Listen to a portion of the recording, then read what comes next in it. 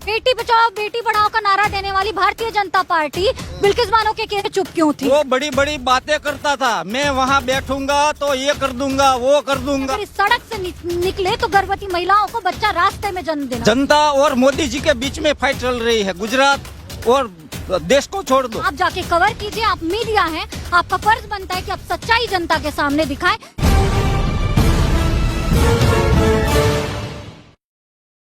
सर्वप्रथम तो मैं भारतीय जनता पार्टी को शुभकामनाएं देती हूं कि ये जो छलावा है ना, जिस गुजरात मॉडल को दिखा के उन्होंने पूरे देश में भारतीय जनता पार्टी की सरकार बनाने का जो सीना ठोक के 56 इंच की बात की है, मैं उन्हें बता दूं कि शर्म की बात है। आज धंधुका विधानसभा में मैं खड़ी हूं और महिलाओं के लिए जिस स्वच्छ भारत और शौचालय का डंका पीटकर हमारे प्रधानमंत्री मोदी जी पूरे देश में अपने उन कार्यों का ढिंढोरा पीटते हैं, आज ऐसी कहीं पे भी महिलाओं के लिए सुविधा ना सिर्फ इस विधानसभा में पूरे गुजरात में मौजूद नहीं है, जहाँ पे शौचालय नहीं है। अस्मिता पब्लिक प्लेसेस में आप जाए ना शौचालय मौजूद है, स्कूलों में आप जाए टीचर मौजूद नहीं है। और बधाई हो कि आप धांधुका विधानसभा में है, जहाँ पे सड़कें तो इतनी जर्जर है कि माता बहनें अगर इस सड़क से निकले तो गर्भवती महिलाओं को बच्चा रास्ते में जन्म देना पड़े। इतना गुस्से में क्यों है, इतना गुस्से नाराजगी क्यों है? 5 साल में संविधान हमें यह अस्त्र देता है कि हम चुनाव में एक सही सरकार को चुन के लाए। जनता ने उन पे विश्वास किया और गुजरात मॉडल का ढिंडोरा पीटते हुए मोदी जी ने मोर भी हमें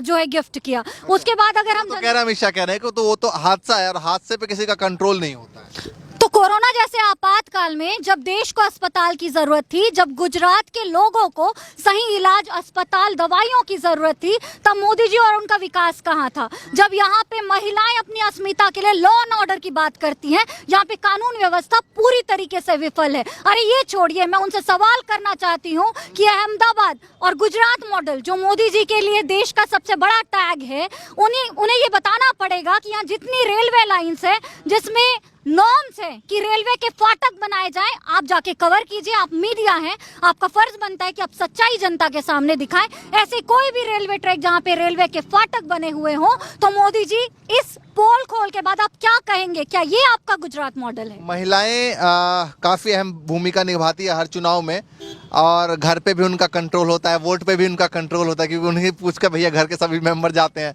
तो महिलाएं किन मुद्दों को सोचकर इस बार गुजरात में वोट करने वाली हैं?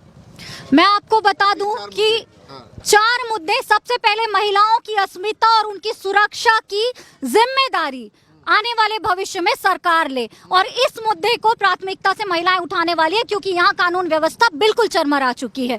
दूसरी बात, महिलाओं को ना सिर्फ घर में बल्कि समाज में और देश में उन्नति के लिए आर्थिक व्यवस्था चाहिए, आर्थिक मजबूती चाहिए, इसलिए हम सरकारी नौकरियों में भी बराबर की भागीदारी सुनिश्चित करवाना चाहती हैं। तीसरी बात कि महिलाओं को शिक्षा में भी बचपन से लेकर कॉलेज तक की स्टडीज के लिए मुफ्त और गुणवत्ता वाली शिक्षा का आधारभूत हम शिला ढूंढ रही हैं। अगर कोई भी व्यक्ति, जो भी सरकार हमें इस तरीके की सुविधाएं मुहैया करवाती है जहां पे महिलाओं के सर्वांगीण विकास पे बात हो, महिलाओं की अस्मिता पे बात हो, महिलाओं को बढ़ावे के लिए काफी किया। बेटी पढ़ाओ बेटी बचाओ, क्या ये बेटी बचाओ बेटी पढ़ाओ का नारा देने वाली भारतीय जनता पार्टी बिल्किस बानो के केस पे चुप क्यों थी?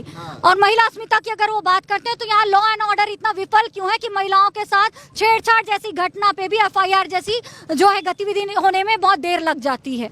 और महिला अस्मिता की तो खुले सुरक्षा नहीं है। जी जी बिल्कुल, इस बात को तो गुजरात मॉडल बताते हैं, मॉडल में नहीं होगा तो और कहाँ होगा?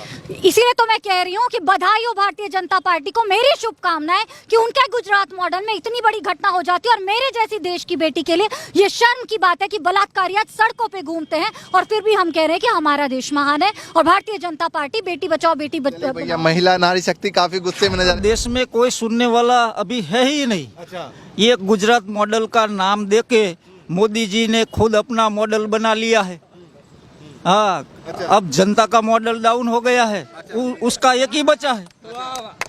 ये परिस्थितियां है इस देश में। अब किसमें फाइट है गुजरात में? भी किस पार्टी फाइट? गुजरात में अब जनता और मोदी जी के बीच में अब फाइट चल रही है। अच्छा, हाँ, जनता और मोदी जी के बीच में फाइट चल रही है। गुजरात और देश को छोड़ दो, जनता और मोदी जी, उन दोनों में अब फाइट चल रही है। मोदी जी ने तो बनाया है। अरे मोदी जी ने क्या बनाया? अपने जब्बे सिलवाए। गुजरात मॉडल कहते हैं। नहीं, मैंने कहा ना, गुजरात मॉडल के नाम से वो वहाँ पहुँचा है। अच्छा। लेकिन उसने अपना मॉडल बनवा लिया। अच्छा, अच्छा, हाँ, पहले काला था अब गोरा हो गया।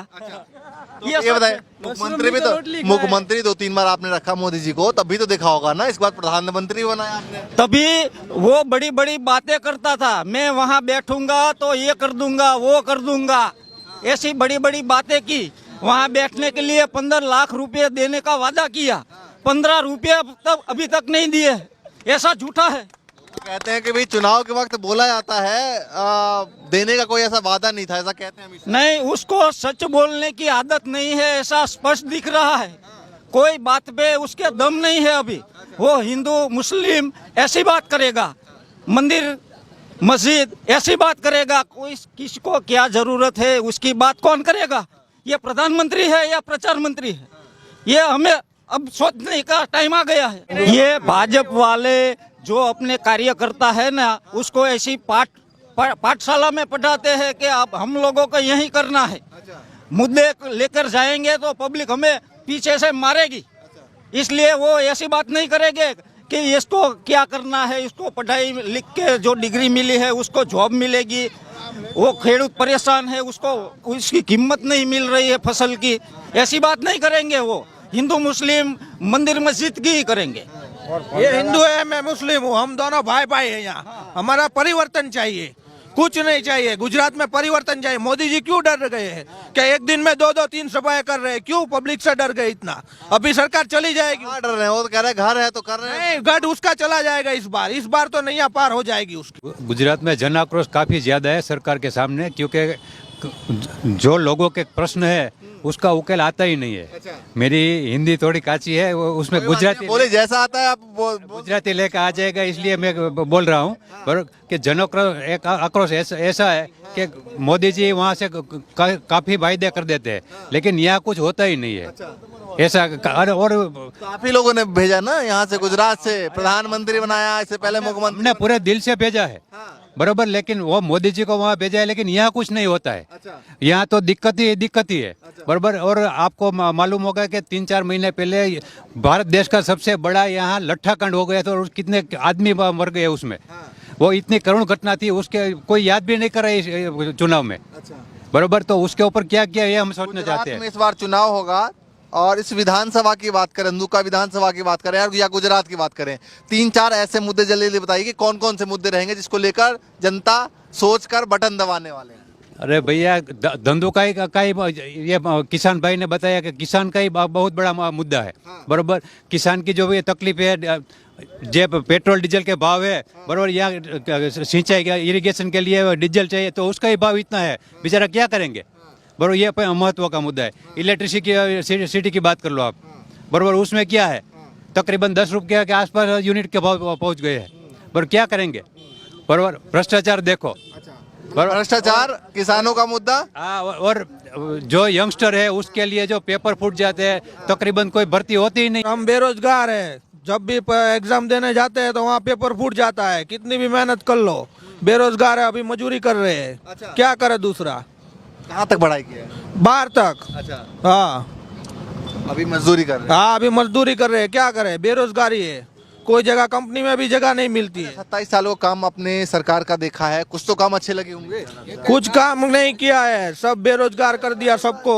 और तेल का डब्बा 3000 का हो गया, यूनिट का भाव बढ़ गया, बिजली का, तो सरकार गरीब को और गरीब कर रही है। कोई हॉस्पिटल नहीं है, कोई बीमार हो जाए तो ये तो अहमदाबाद जिले में लगता है ना। हॉस्पिटल कहाँ है? अभी आप जाओ, सरकारी अस्पताल है, वहाँ कोई डॉक्टर भी नहीं होगा। अहमदाबाद जिले में भी ये हाल है। अभी आप बीमार हो जाओ, एक भी डॉक्टर नहीं मिलेगा। तो ये धंधुका विधानसभा अहमदाबाद जिले का हिस्सा है, जिला अहमदाबाद ही लगता है और इसका विधानसभा है और तकरीबन 100 किलोमीटर है यहाँ से। 100 किलोमीटर है, किलोमीटर का एरिया है। यहाँ पर क्या व्यवस्था है, लोगों से बात? वहाँ पहुँचे तब तक वो मर जाएगा। कहाँ लेके जाता है अगर किसी की तबीयत खराब? अहमदाबाद 100 किलोमीटर। हाँ 103। हाँ 105 किलोमीटर। हाँ, यहाँ तो भावनगर 95 किलोमीटर। अच्छा, मतलब 100 किलोमीटर। हाँ, यहाँ अभी आप जाओ ना तो होगा रास्ते में हॉस्पिटल? कोई नहीं, बुखार होगा तो अभी आपको कोई नहीं मिलेगा। कोई नहीं मिलेगा। नहीं, आप जहाँ जाना है, आप सरकारी अस्पताल है वहाँ भी जाओ, एक्सरे मशीन नहीं है, लैब नहीं है सरकारी हॉस्पिटल में, पूरा स्टाफ नहीं है, ऐसी पोजीशन है। लोकल जो है यहाँ से वो कौन है, मतलब इनके प्रतिनिधि सरकार के अभी तो ये 2017 में तो यहाँ कांग्रेस का एमएलए था। अच्छा, और आसपास के विधानसभा में है? आसपास में ये 30 किलोमीटर गुजरात सरकार के मिनिस्टर ही है लीमड़ी में। काफी नाराजगी है, काफी गुस्सा है, लेकिन लगातार गुजरात में अलग अलग विधानसभाओं में जाकर जानने की कोशिश करें कि भाई जनता आखिर सोच क्या रही है, मुद्दे क्या है आखिर, जिसको सोचकर बटन दबाने वाली है। लगातार दिखाएंगे ग्राउंड जीरो से क्या कुछ लोग सोच रहे हैं। फिलहाल के लिए नमस्कार।